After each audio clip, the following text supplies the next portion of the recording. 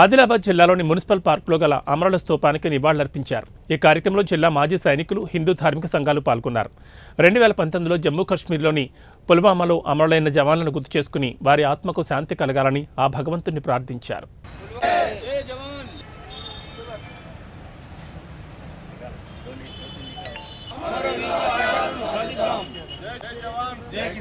ఈరోజు 14 ఫిబ్రవరి 2019న పుల్వామా అమలు జరగడం జరిగింది అవంతిపురాలో. దాంట్లో 43 మంది జవాన్లు, సిఆర్ఎఫ్ జవాన్లు మన దేశానికి అంకితము అయ్యారు.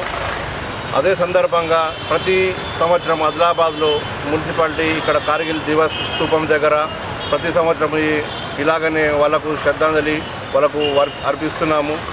ఈరోజు కూడా ఇక్కడ వచ్చినటువంటి ఎక్స్ సర్వీస్ మ్యాన్లు ఆరు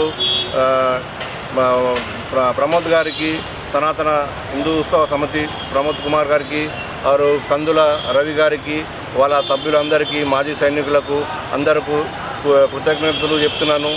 ఇలాగే ప్రతి సంవత్సరము ఇలాగే వీళ్ళు ఇక్కడ వచ్చి మాకు సపోర్ట్గా నిలిచి ఇక్కడ ప్రతి సంవత్సరము నివాళులు అర్పిస్తున్నాము.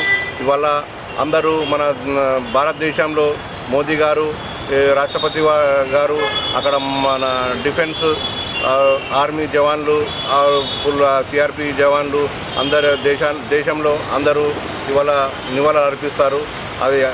అదే సందర్భంగా ఈరోజు ఇక్కడ కూడా ఆదిలాబాద్లో కూడా జరిపిస్తున్నారు.